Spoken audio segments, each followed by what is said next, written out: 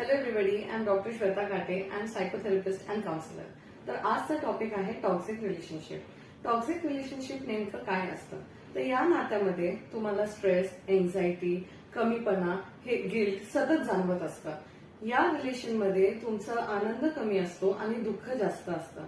तर ह्या टॉक्सिक रिलेशनशिपला ओळखण्याची लक्षणे काय असतात? तर सगळ्यात आधी आहे रिस्पेक्ट नसणं. तुमच्या मतांना दुर्लक्ष केलं जातं. दुसरी गोष्ट, तुम्हाला कंट्रोल केलं जातं. हे करू नको, ते करू नको, असे कपडे नको घालू, तसं जा, हे कंट्रोल करणं असतं. आणि तिसरी गोष्ट, नो सपोर्ट. तुमच्या ग्रोथला सपोर्ट नसतो. जसं एका लाईफ पार्टनरने सपोर्ट केलं पाहिजे तसं सपोर्ट तुम्हाला मिळत नाही. तर यावर उपाय काय आहे? तर सगळ्यात आधी फर्स्ट तुम्हाला बाउंड्रीज सेट केले पाहिजे. बाउंड्रीज सेट करणं म्हणजे एक्सपेक्टेशन सेट करणं, तुमची अपेक्षा डायरेक्ट सांगणं.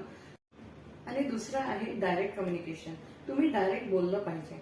आणि तिसरी गोष्ट आहे you have to value yourself. तुम्ही स्वतःची व्हॅल्यू नाही ठेवली तर तुम्हाला कोणीही व्हॅल्यू करणार नाही. माझी गोष्ट एक लक्षात ठेवा, कुठल्याही नात्यासाठी स्वतःला हरवू नका. कारण हेल्दी रिलेशनशिप आपल्याला स्ट्रॉंग बनवते आणि टॉक्सिक रिलेशनशिप आपल्याला तोडून देते. So you have to choose wisely. तुम्ही हे उपाय करून बघा आणि मला कमेंटमध्ये सांगा की तुम्हाला कसं वाटतंय. आणि जर तुम्हाला वाटतंय की तुम्ही या टॉक्सिक रिलेशनशिपमधून बाहेर नाही निघू शकत तर तुम्ही मला नक्की भेटू शकता. थँक्यू.